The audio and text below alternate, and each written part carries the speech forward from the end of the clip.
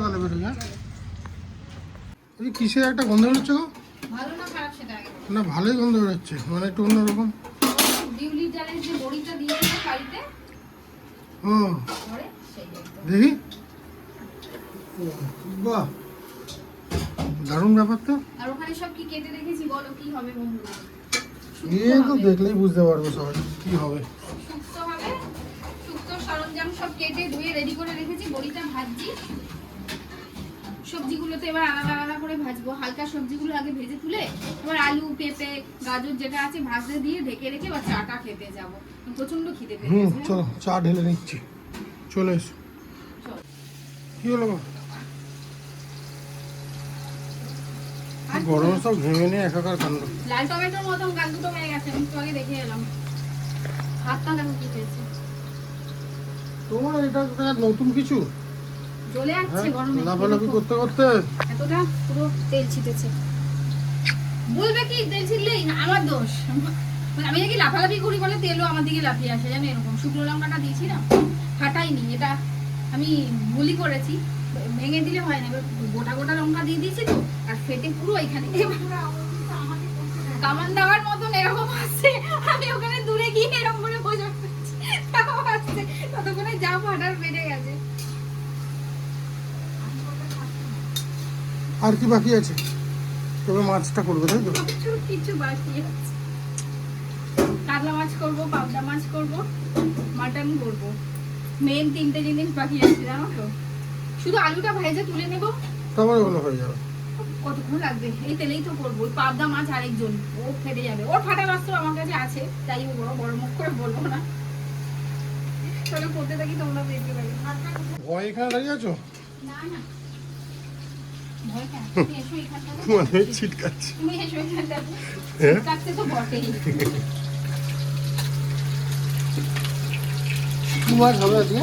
কাতলা, গন্ধরাজ কাতলা করবো, আর পাবদা তো করবোই পোস্ত দিয়ে। না, দুধ থেকে করে নেওয়াই ভালো। দূর থেকেই করছি। গন্ধরাজ কাতলা মানে সাদা সাদা মাছ।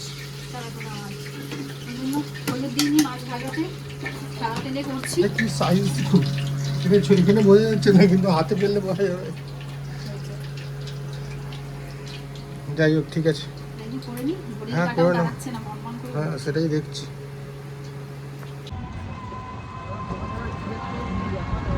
হ্যাঁ, দোকানে দেখিয়ে দিবি। খুব রান্না বান্না করে এখন আমরা খাবার নিয়ে বেরিয়ে গেলাম। এই যে বাবু টোটো করে যাচ্ছি, বাবু বসে আছে ওখানে, আরও চলে যাচ্ছে বাইকে করে। আর যে খাবারগুলো দেওয়ার সেগুলো, আর আমি তো ক্যারিয়ারগুলো নিয়ে বেরিয়েছি, মানে ওখানেও দাঁড়াবে আমার জন্য, ওয়েট করবে। আমি বাবুর সাথে যাচ্ছি, তারপরে খাবার দাবারগুলো দেবো। আগে খাবারগুলো নিয়ে নিই, পুরো হাঁপিয়ে গেছি। জলও খেতে হবে, ব্যাগের মধ্যে নুন চিনির জল রয়েছে। এই যে দুটো ক্যারিয়ার ব্যাগ প্লাস আমার হাতে তো রয়েইছে ছোটো ছাই।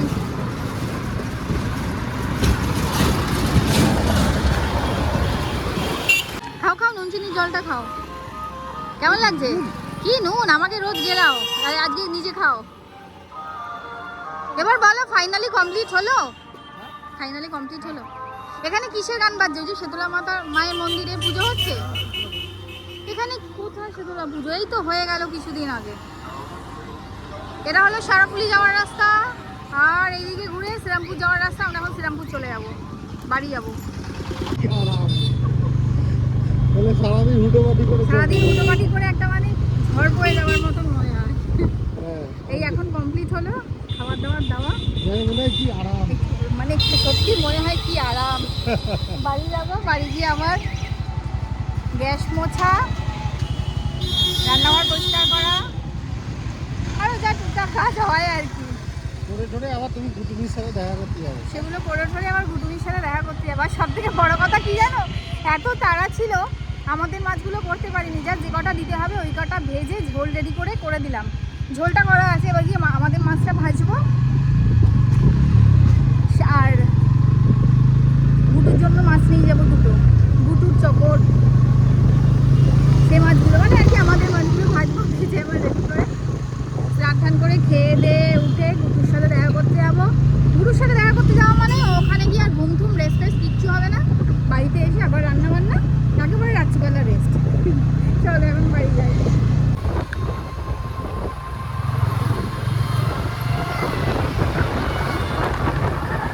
আমরা এখন খেয়ে দিয়ে উঠে আজকে 2 মিনিট কেন 1 মিনিটেরও রেস্ট নিইনি বলো, নিয়ে বেরিয়ে গেছি আমাদের শ্রীরামপুরের প্রবেশদ্বার। এই আমাদের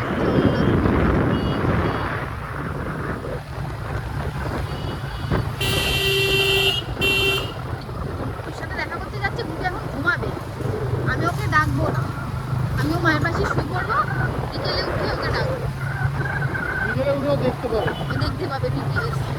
আর যদি সারা পায় আমার আর রেস্ট নেওয়া আজকে হবে না। এসে গেছি, হ্যাঁ এখানে নামিয়ে দাও। বাড়িতে গিয়ে এখন কলিং বেল বাজানো যাবে না, আস্তে আস্তে করতে হবে, নাহলে না গুটু উঠে যাবে। হেলমেট দেবে? থাকবে? ঠিক আছে, হ্যাঁ এসো।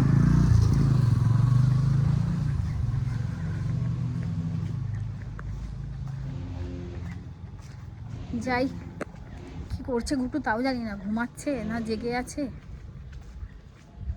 জেগে থাকলে হয়ে গেল আমার আরাম করা, আর যদি ঘুমিয়ে পড়ে চুপচাপ আমি গিয়ে মায়ের পাশে শুয়ে পড়বো।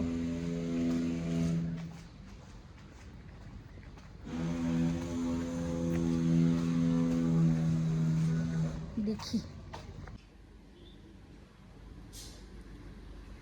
ঠক ঠক করলাম, খোলেনি, শুনতে পাইনি, বেলও বাজালাম, দেখা যাক কে আসছে। এখানে দেখো আমার বাড়িতেও আছে যে ফুলগুলো, এখানে ভর্তি। কোথায় সে ঘুমিয়ে পড়েছে? উফ, মা ওই জন্য মাকে ফোন করছিলাম, ধরলো না, তো ধরো তো।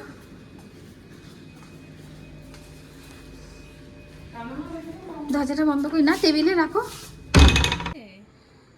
বুঝো আরেকজন ঘুরতে যাবে বলে ব্যাস রেডি হচ্ছে, দেখলেই হলো একবার। কোথায় যাবো আমরা? কত দূর যাবো বলো, কত দূর যাবো?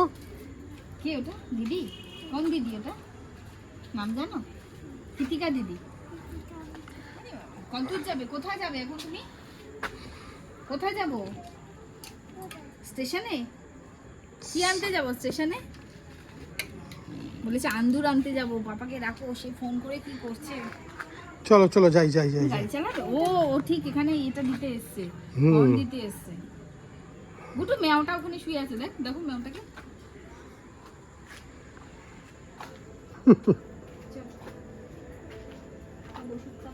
চলো, পাপাকে বসতে বলো তো। হ্যাঁ বসছি, চলো। কি নিতে এসছো, গুটু? বলো। এই প্রথম এসছি স্টেশনে। এই প্রথমেই রাত্রিবেলা সন্ধ্যাবেলা স্টেশনে এসছে, আর এত আলো ঝলমল লোক দেখি শুধু তাকাচ্ছে। আমি ওর মাথাটা যত গাড়িতে এরকম হাত দিচ্ছি যে আটকা পর্যন্ত দাও, একটা দাও।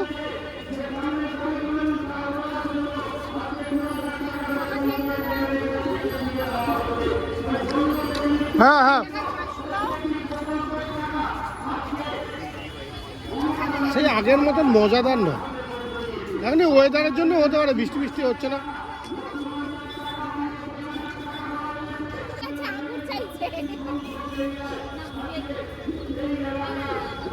কোথায় দেখি?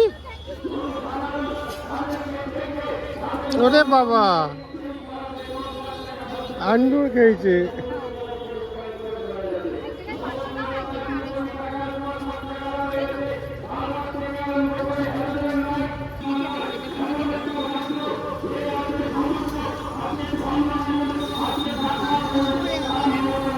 কেমন কেমন খেতে?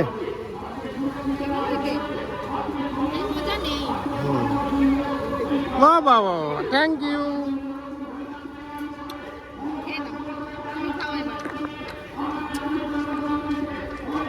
কেমন কেমন? ভালো ভালো? কেমন খেতে? কিছু বলছে না, ও শুধু এইদিক ঘুরে ঘুরে লোক দেখছে। কেমন লাগছে এখানে? চলো স্টেশনে এসে গেছি, গলির মধ্যে ঘোরার কথা ছিল। চলো বাড়ি যাই। এই জামা পরে তুই নিয়ে গেলি।